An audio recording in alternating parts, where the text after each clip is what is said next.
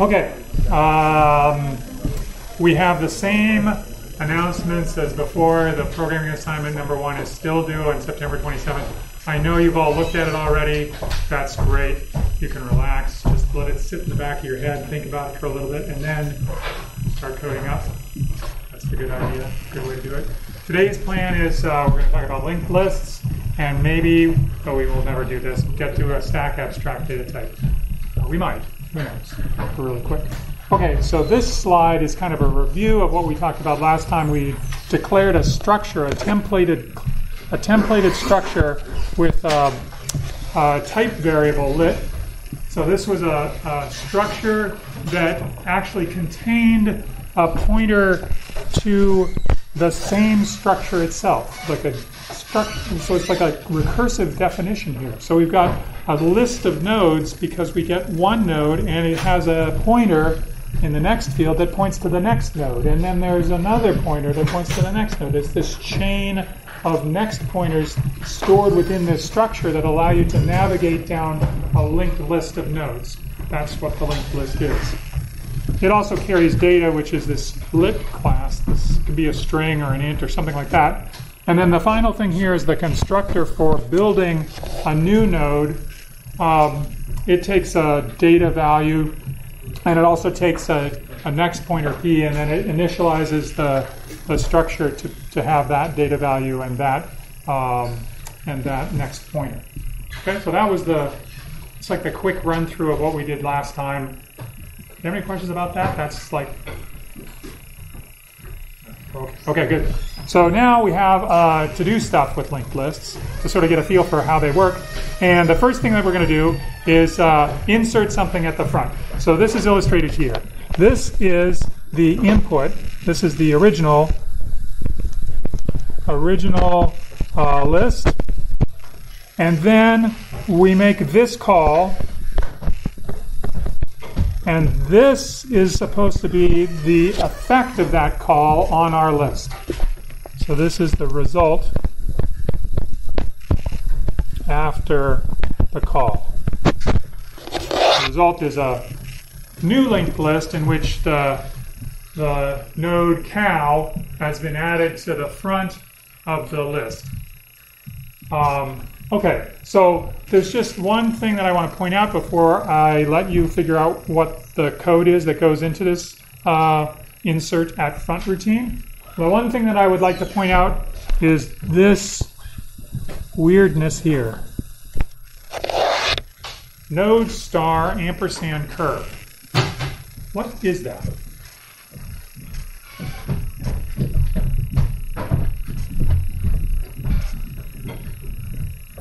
Yeah. It's a reference to a pointer to a node. Excellent. It's a reference. That's what this guy says. It's a reference. And what is it? It's a node pointer. It's a pointer to a node. Why in the world would I want to pass in a reference to a pointer to a node, to this function, this insert at front function? Why would I want to pass that as a reference? You see, when we called it, we called insert at front head cow. And that was from, this is the original list. So why do we want to pass this thing head? Why do we want to pass that as a reference in? Yeah. So you can have more functionality for the method. In particular, what functionality do I need for this method? Essentially, you can insert it on any position you specify. Ooh. Well, that is true, but that's not what this thing does. It just puts it at the front. So why is it very, very important that I am able to manipulate, that is, change the value of this variable within the caller? I'm sorry, the callee, the thing that's getting called. You. So if we don't pass in the reference to the pointer, it's going to create a copy of that pointer, and we end up changing that copy. So we don't change the head pointer at all. That's exactly right. We have to pass this as a reference because we want to affect the caller's variable. the head variable that the caller passes in changes and becomes a pointer to a new node that we've created within the insert at front routine. We have to allow insert at front, this code here, this whatever we do in here, we have to allow it to modify the caller's parameter, the caller's value head in this case, the variable head.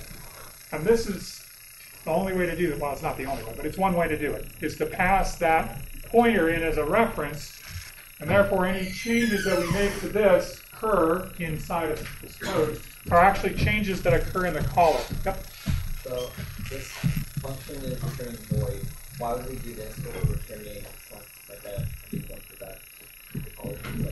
Yeah, so another thing that we could do is we could not make this thing return void. We could have it actually return the head of the new list. Why did I do it this way? Partly so we could talk about reference parameters.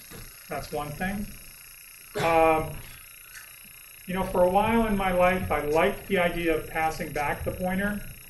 But then I started thinking that maybe it would be a good idea not to confuse readers of the code into thinking that I might have created an entire new list. Like, I had this feeling like if I returned a pointer, they might think this is a pointer to a new list. And they might think that they can access the old list via their old pointer and not, and it would be a copy. Like there would be a sort of an implicit understanding by the user of this function that I would be copying the entire list as opposed to just putting something on the front, even though it's called insert at front. It's not called copy the list and insert something at the front. So that's why I went with this. Sort of a hint to the user that you aren't going to be able to get another list out of this. It's the same list that you passed in with another thing stuck on the front. Yep.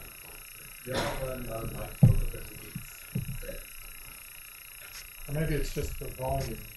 Hold on. Do you think this low bat means anything? Well, let's see. This could be interesting. The other thing I could do is I could speak more loudly. Does that help or no? It helps, but not really. You want me to fix this? I'll tell you what. You want this so much? You fix it. I'll give you the batteries.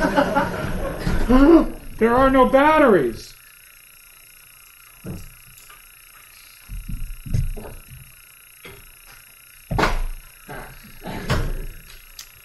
They're going to force me to do this.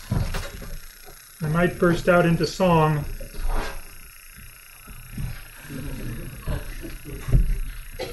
Let's see if this actually works. Nope. All right, I'm just going to have to yell. Is that okay? And you'll have to be really quiet. You're always really quiet. Shh. Okay. So now, do you understand the purpose of the code? You understand what it's supposed to be doing? Okay. One line of code, that's what you have to write. I'll give you 30 seconds to come up with the one line of code that's going to do insert at front. And then I'll ask somebody at random.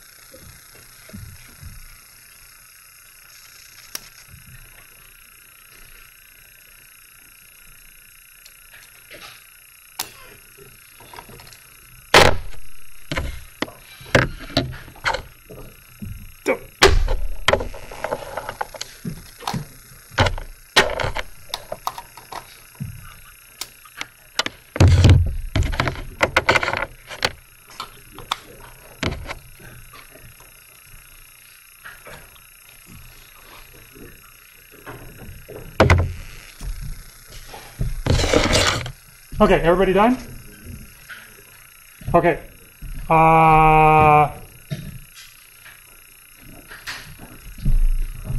Who hasn't? Who feels comfortable answering what line of code? Raise your hand if you're feeling comfortable answering what line of code should I write there. And then I'll pick from somebody that's feeling comfortable. Because I don't want to ask somebody that's uncomfortable. Comfortable with one line of code? Okay, you in the green shirt. Hold it, you have to speak loudly.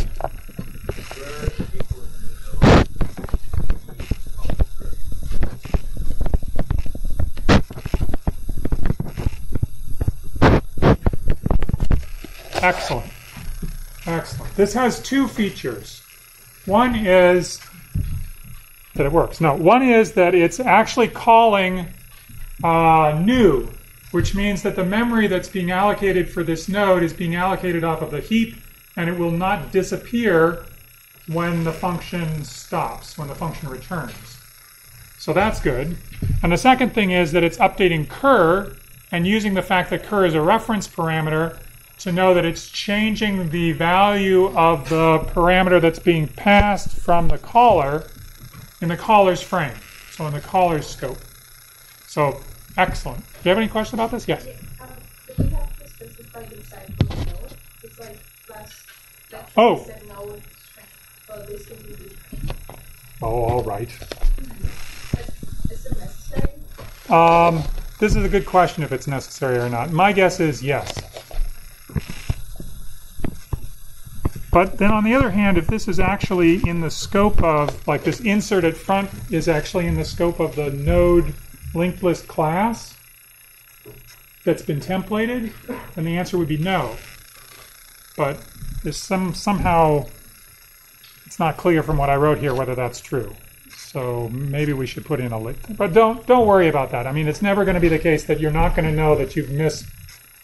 There's like, that's a compiler error. If it's going to tell you about that error, that's an easy error to see. I'm not going to worry about that. Any questions about this? What's the running time? How much time does this take?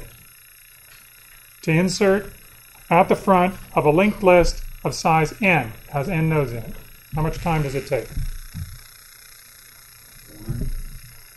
Order 1. Independent of the length of the list.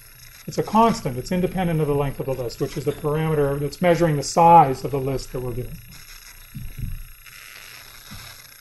Yes? And what would be if we use like an array list instead? What would we do if we had an array instead and we inserted something at the front of the array? What would be the running time of inserting at the front of an array?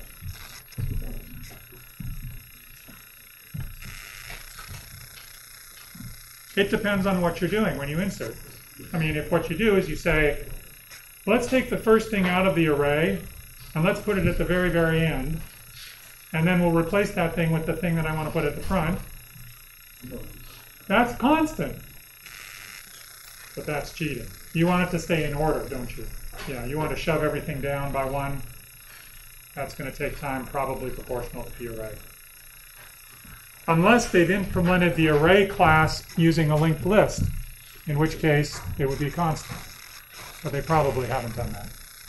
Arrays are typically, in C, arrays are typically implemented using a contiguous chunk of memory.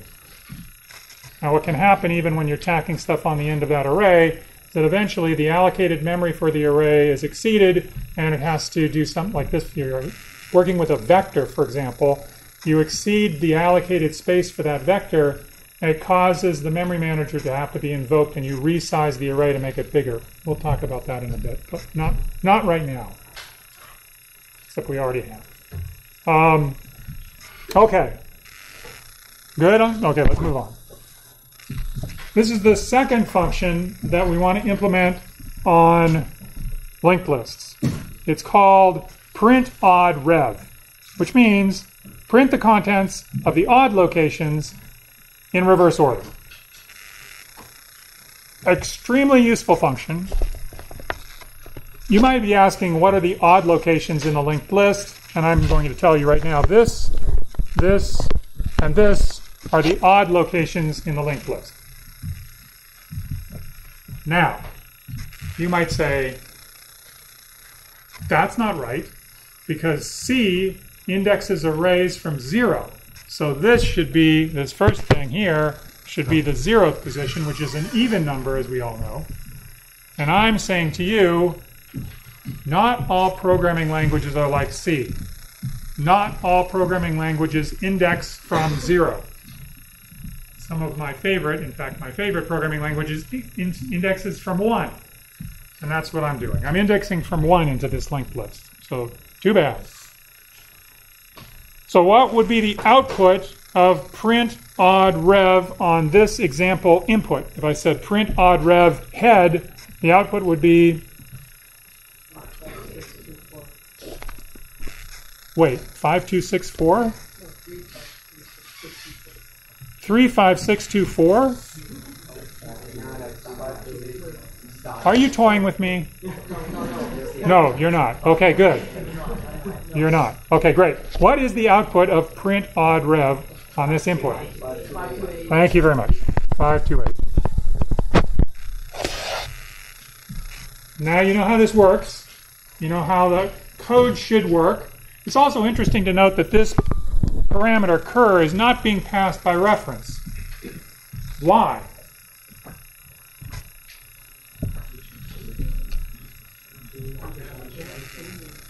I don't have to change the pointer in the caller's frame. So this signature of this function is telling the caller, this function is taking a copy of my pointer. It may change it around, but it's not going to affect my copy of my pointer. It may do stuff, but I don't care. In fact, it makes sense because all this function is supposed to be doing is printing stuff. So in fact, you could declare the structure to be constant as well, but I always get confused when you start putting in constants, and I can't remember where they go, and I have to look it up, so I decided not to put it in there. But anyway, you could declare the thing to be a const, which means nobody's going to touch it, nobody's going to change anything, that the code promises not to touch it, and that's a good thing for the caller to know as well. But I didn't do that. Okay, so now, how in the world are we going to do print odd rev? What do you think the programming paradigm we should use here is? How many programming paradigms do you know? 2? Iteration and recursion. That's pretty much all I know too. Maybe not. Okay, so which one do you think we should use here? I think recursion too. It'll be more fun. So, what is the recursive way to break this problem down? We want to print out the odd contents in the odd locations in reverse order. So essentially, what we're looking at is solving the problem first for this part of the linked list, printing that part in reverse order, so then we get the 5 and the 2, and after we do that, after we return from that recursive call that prints the rest of the list in reverse order, then we print the head, the contents of the head. Make sense?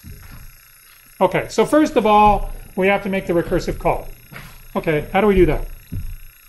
I've got an idea. Why don't you write your code for doing this, because now you understand exactly what it is. You write your code while I write my code, and you don't peek. Okay, do your code, and then we'll save time.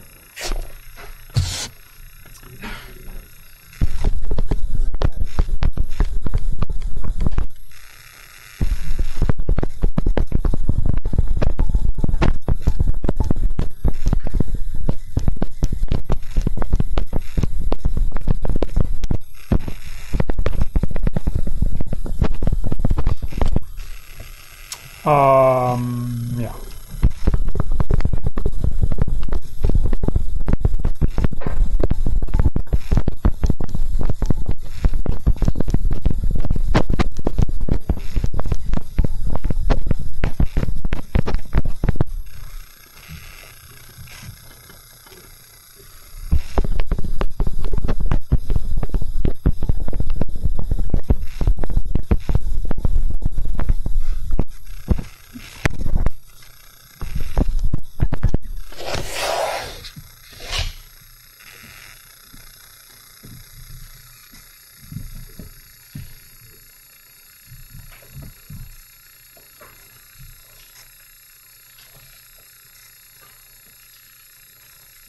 Anybody need a little bit more time? Okay, 1, 2. You guys are great. You're not peeking at all. Most of you.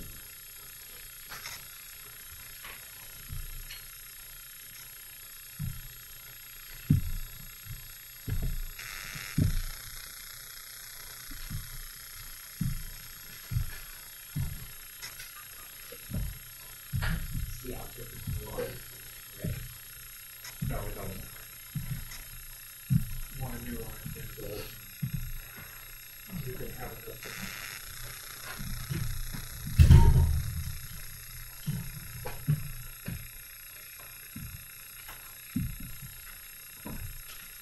Are we good? Anybody still need a little bit of time? A little bit? Okay, great. You can look up, this is my solution. And say, wait a minute, there's something wrong with this solution. Because there's something wrong with this solution.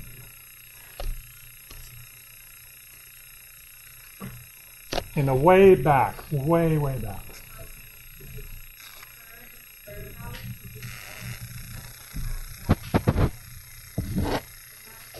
Yeah, this right here is not checked by an if statement that asks whether it's null. I did the right thing on the first one, but I forgot to put in if cur not equal to null, then do this. That's, yeah, exactly right. How about now? Was good? I mean, this is stuff that you learned in like 110 is this trust the recursion thing.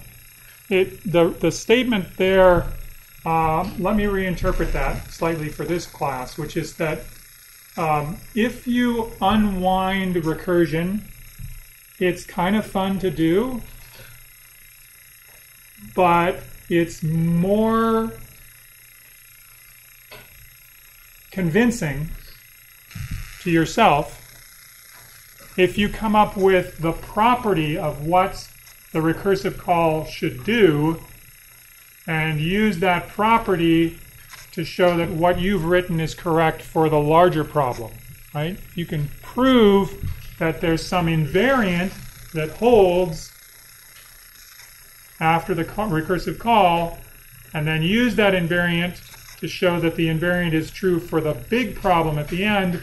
This is a much better way to structure the understanding of your recursive code than to try to like go, okay, I'm just going to test it. I'm going to go forever and sort of see what's happened. I'm not suggesting that you shouldn't do that, because some people enjoy doing that, and it's kind of fun, actually. But loop invariants are good. Yep.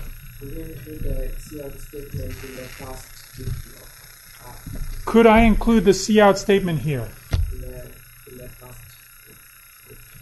What do you think? Okay, what would happen if there was only one element in our list?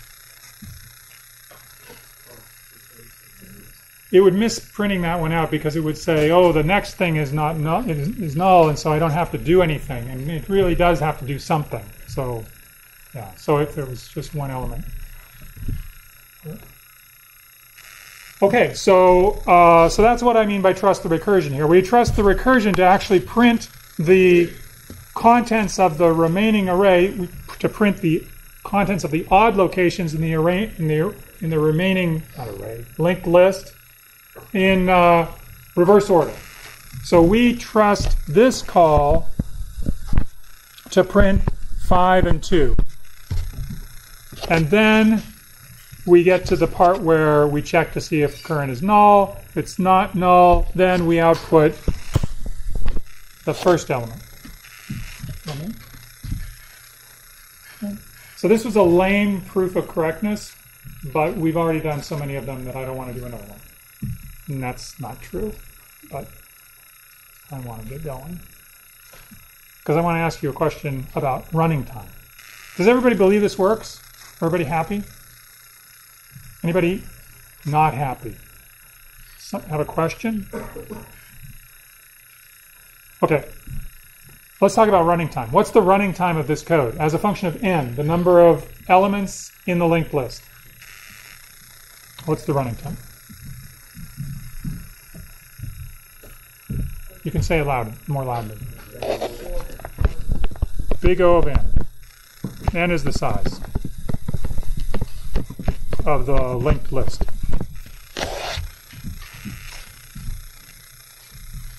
Wow, that was pretty cool that you could come up with that so quickly.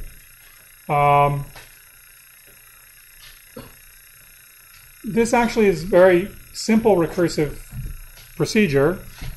But let me just show you, if I told you that T of n is the runtime on inputs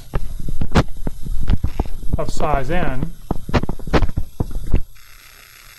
then what is T of n? I can read this code and I can say what it is. For example, I could say I can say T of 0, that is the empty list, that's when the head is null, when cur is null. T0 is something like 2. 2 lines of code are executed. And I can tell you what T of 1 is. T of 1 is also the test fails on the first, cur pointer to next is null. So it wouldn't do the recursion, but it would do basically 2 lines of code with 2 if statements. But what is Tn for bigger values of n?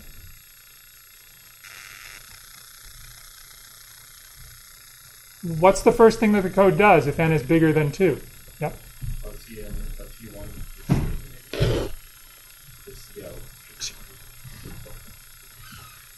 Oh, you want me to count this as separate? I think of this as being one line. There's if, blah, blah, blah, blah, blah, and it's just so long that I had to wrap it.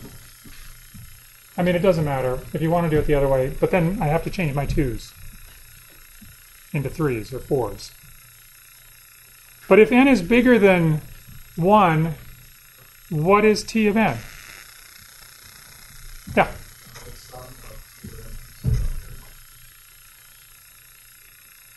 Well, just immediately from the code, what do I see it as being?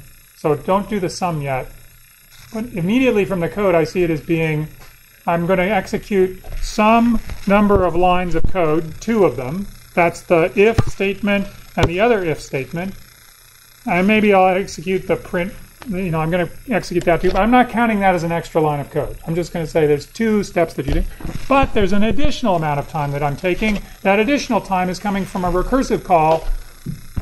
And that recursive call is on a linked list of length n minus 2. So the running time of the program on a linked list of size n minus 2 is part of the running time of solving it on a linked list of size n. It's just that I don't know what it is, because now I've got this recurrence relation. So this right here is a recurrence relation.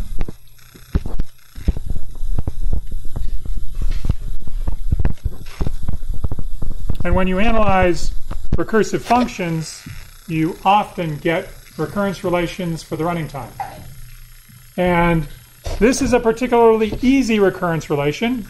In fact, you probably didn't even realize that you were solving a recurrence relation when you told me that it was big O of n, because it's just sort of like obvious that the amount of work you're doing is proportional to the number of things in the array. So it's got to be order n. But this is sort of making it explicit that it's kind of a puzzling thing when you're talking about a recursive function, talking about its running time. That recursive function's running time depends on the running time of a smaller version.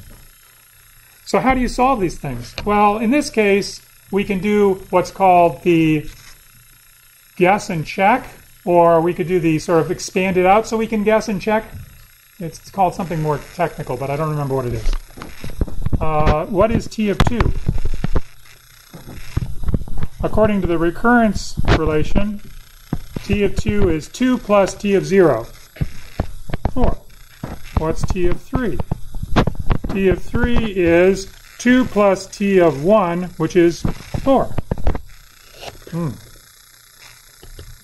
now you sort of see what's going to happen. This is going to keep going, and the pattern that you see is that every 2 steps it goes up by 2. So then you say, okay, well, if it goes up by 2 every 2 steps, then the solution, t of n, is probably going to be something like, you know, maybe the ceiling of n plus 1 over 2 times 2, something like that. It's going to be something like n over 2 times 2. And this is big O of n. If you were unhappy with that cavalier analysis of a recurrence relation, if you're unhappy with that, you're in the right class. We're going to see lots of recurrence relations in this class. They show up all the time, especially in algorithms involving trees. It shows up quite a bit. And in fact, in your first homework, you solved a summation that comes out of analysis of that sort of recurrence relation. That was the one that was k times 2 to the n minus k. The sum of that one. Remember that one? Yeah. Anyway, it's a good one. And it shows up. Okay, any other questions about this? We'll see recurrence relations again, and a more disciplined way of dealing with the recurrence relation. You'll also see them, you'll also see them in, again in 320. Okay, here's the sort of hardest function that we're going to look at on a linked list. This takes a linked list and it reverses it. So now what it does, it has an original head pointer pointing to the beginning of the array, and at the end of this reverse call, the head will be pointing to the end of the array, and all of the pointers in between that used to be pointing this way, yeah, you can't see what I'm doing. They used to be pointing that way, they're now pointing that way. So the list would be 3, followed by 5, followed by 6, followed by 2, followed by 4, followed by 8. That's the reverse. Again, what programming paradigm would you like to use to reverse this list?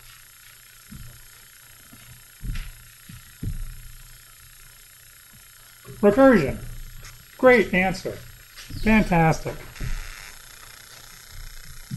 If there's one element in an array, one element in a linked list, reversing it is a no-op. You don't have to do anything. If there's 0, you don't have to do anything either. So in fact, the first line of reverse looks a lot like the first line of print odd reverse, which is if current is not equal to null and current is not equal to, no, current pointer next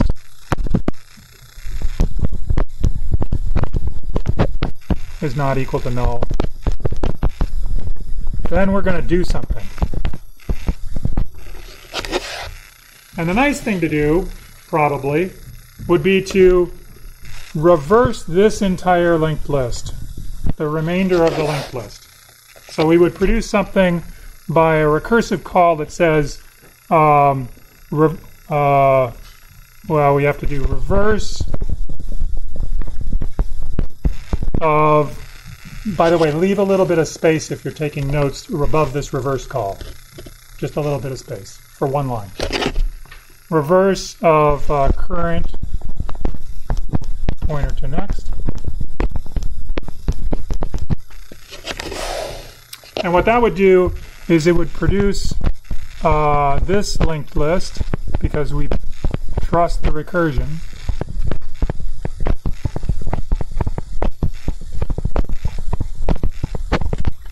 It would produce that linked list, and it would do something really sneaky in addition to that. And the sneakiness comes from the fact that we're passing in the argument by reference. So when I pass in cur pointer to next, that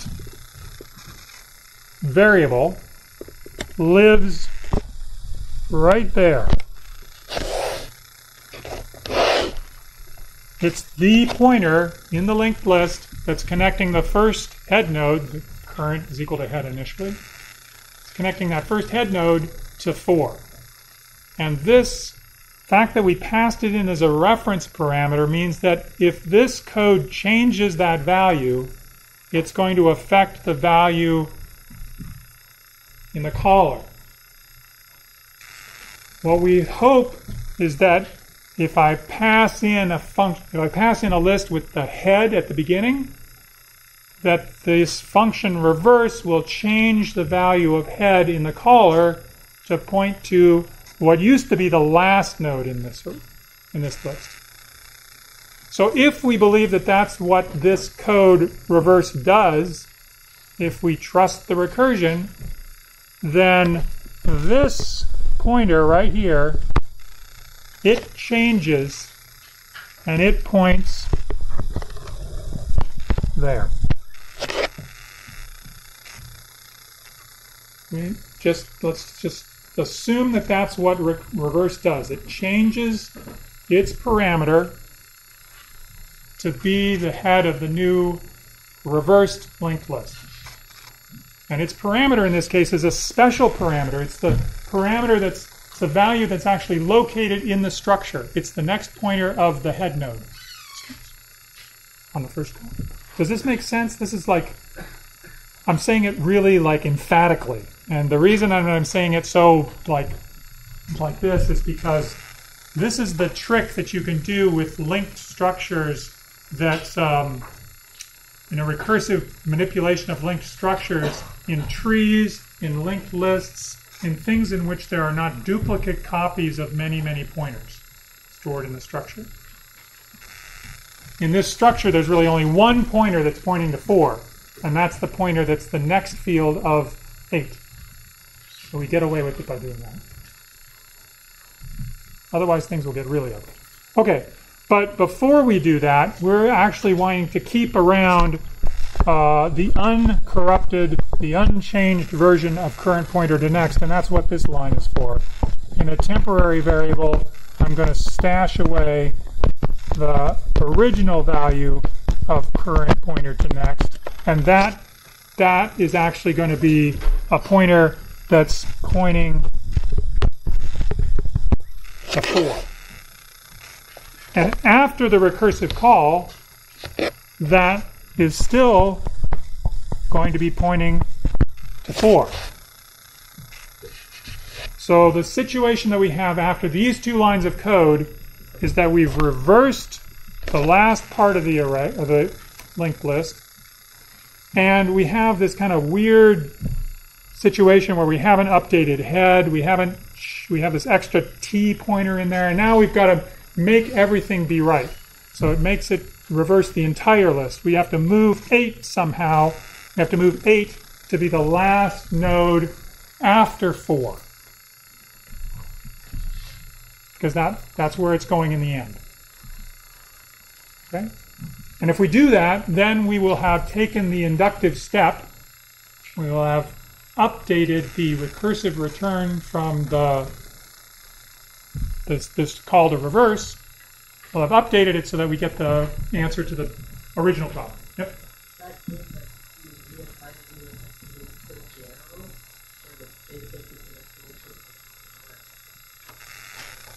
You're unraveling the recursion, aren't you? Yeah. I knew it. Okay, that's okay. You can do that.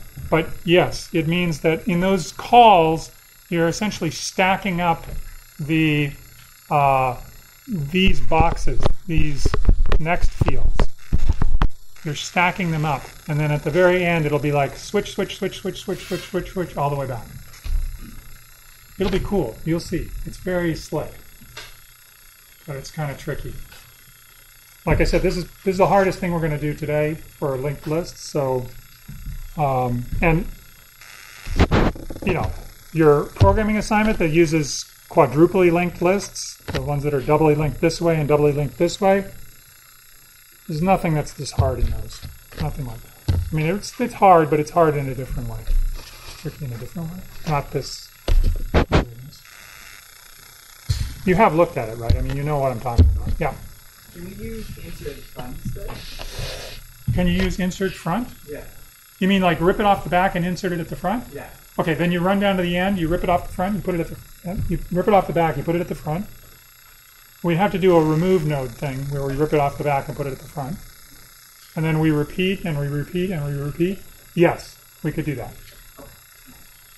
Yeah. How long would that take? Run down to the end, rip it off, put it at the front. Run down to the end again, rip it off, put it at the front. Actually, wait a minute. That doesn't work. We can't do that. You're just cycling the thing around. If you run down to the end, rip it off, put it at the front, and then I run down to the end, rip it off, and put it at the front again, I'm just like cycling it around. So like if I did that for A, B, no, don't laugh. This is not funny because this is exactly what happens when you start manipulating linked lists. It happens all the time. So if my linked list is A, B, and I do exactly what you said, I'd run down to the end, I'd rip it off the back, and I put it, now let me do A, B, C. Run it down to the end, rip it off the back, put it at the front, C, A, B. Run down to the end, rip it off the back, put it at the front, B, C, A.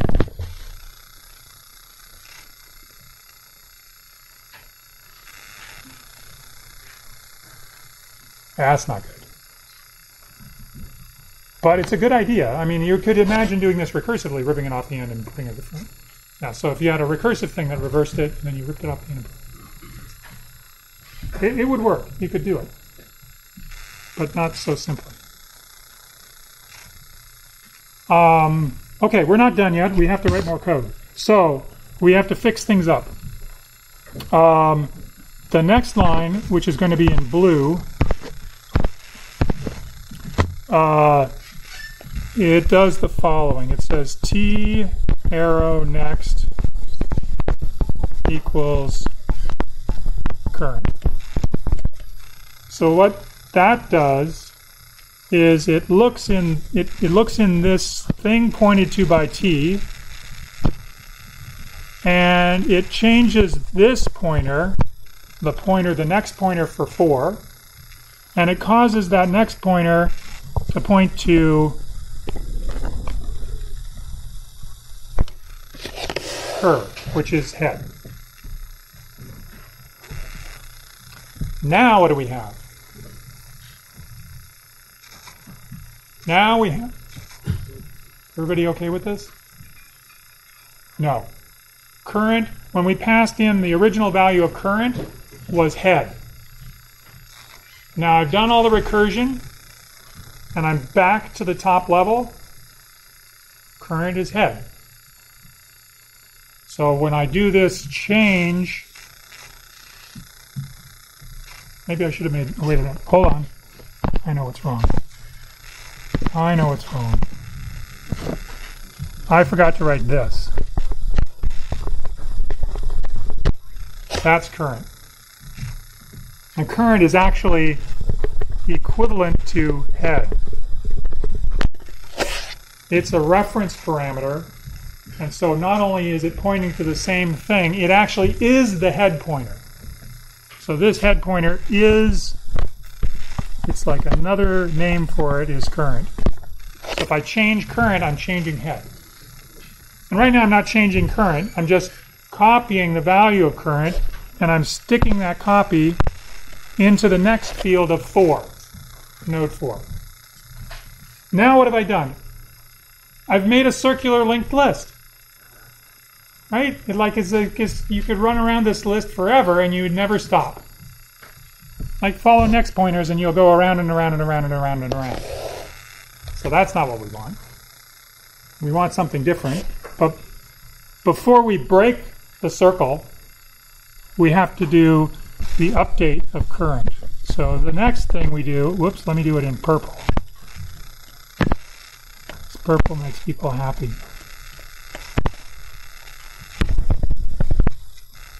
So the next thing that we do is we set current to be what? Remember, current is just a kind of another name for head. I mean, we're going to be changing the callers head variable when we do this assignment. So what is the thing that we're going to change in the caller? What are we going to change that to? What are we going to change head into? We want to change it into, what's the answer? What's the first thing in the reversed list? 3. We want to change it to 3. What's 3? Where can we get 3? Aha!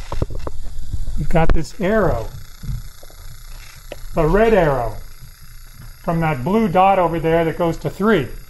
So what am I writing here? Cur equals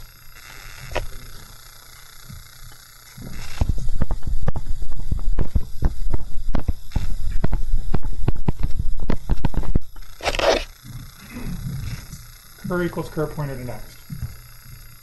So now this current, it's no longer pointing here, and head is no longer pointing there. They're both pointing here.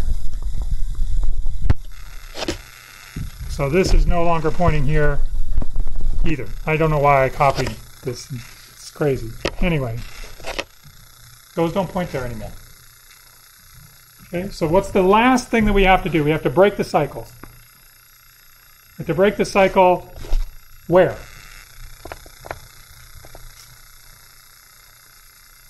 What do we have to set to null?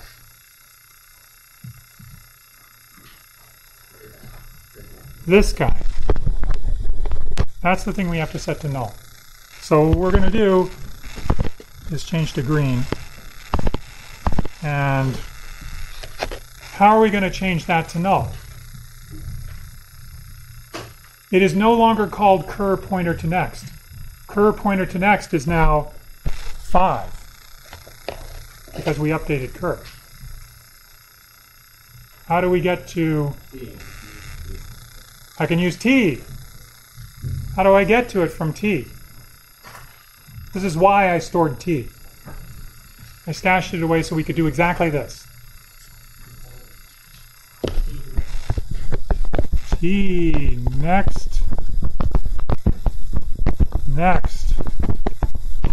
equals null.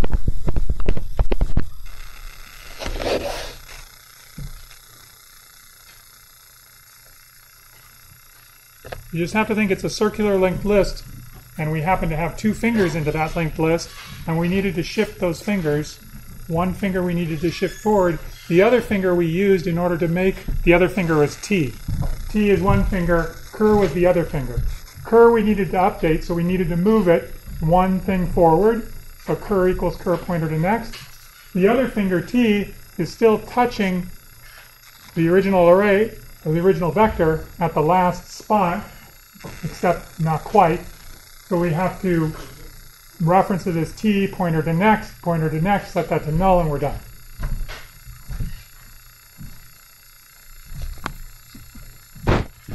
Everybody okay with this? This is sort of like rocket science for linked lists. If you want to unravel it in your head, great. Try it on something of length 100. You'll go crazy. Yes, no, wait.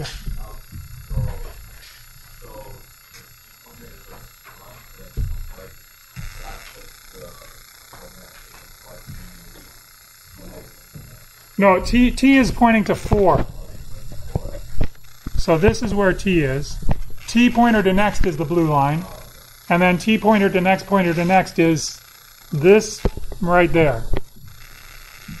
And we're setting that, yeah.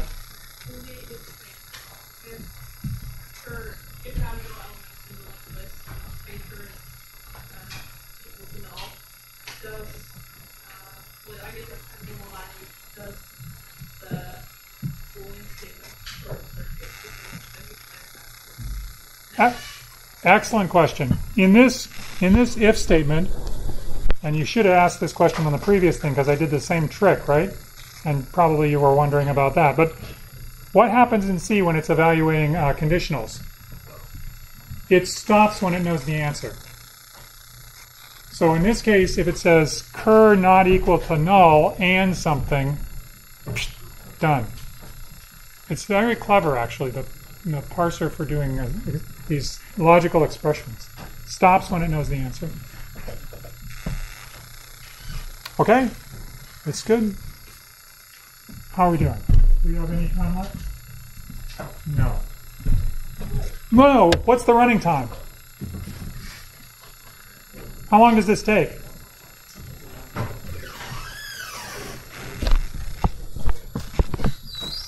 Come on, somebody say it quickly. N. Excellent, excellent. Order N. Okay.